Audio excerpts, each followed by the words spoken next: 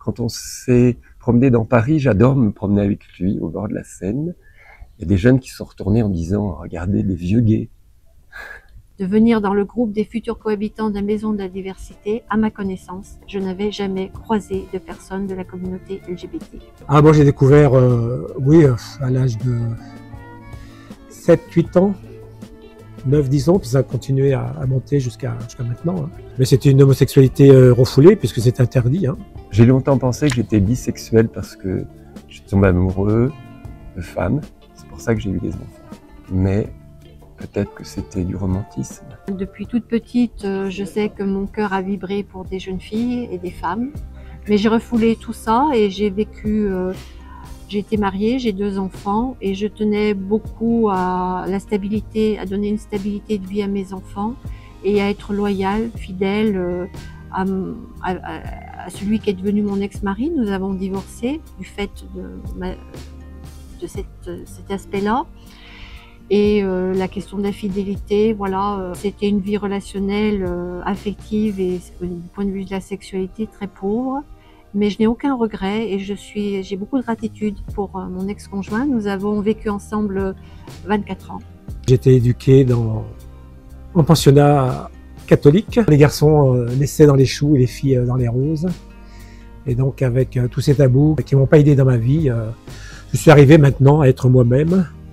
C'est pour ça qu'aujourd'hui je témoigne de pouvoir parler de moi, de ma vie, de ma sexualité. Moi j'avais l'impression il y a quelques années que cette identité que j'avais, si je ne l'assumais pas, c'était comme si je me mutilais. J'ai perdu mon travail dans des circonstances un peu difficiles, mais du coup j'ai été pleinement libre. Et avec le divorce, mes enfants grands, j'étais tout à fait libre et disponible pour poursuivre un parcours d'évolution personnelle et pour déconstruire en fait les conditionnements qui m'avaient fabriqué, qui m'avaient me libérer pleinement.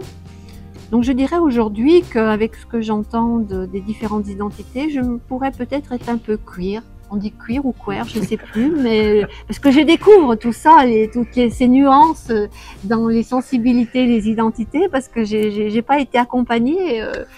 Et je me dis aujourd'hui que je suis peut-être queer dans le sens d'une grande fluidité, d'être assignée, même je dirais pas je suis lesbienne, point à la ligne. Non, non.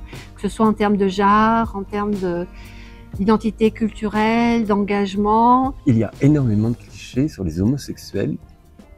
C'est terrifiant, je trouve.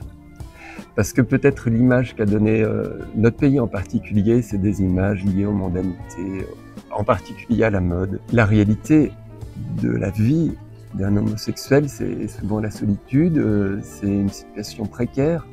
Et en majorité, la situation matérielle d'un homosexuel ou d'une homosexuelle, c'est plutôt un peu plus précaire que la population. Cette réalité, elle n'est pas assumée. Bien sûr, c'est aussi la reconnaissance tout simplement de la sexualité des gens âgés. Quand on s'est promené dans Paris, j'adore me promener avec lui au bord de la Seine. Il y a des jeunes qui sont retournés en disant « Regardez les vieux gays ». Je pense que c'est bien aussi que les vieux n'aient pas honte de leur relation, de leur orientation, de leur identité.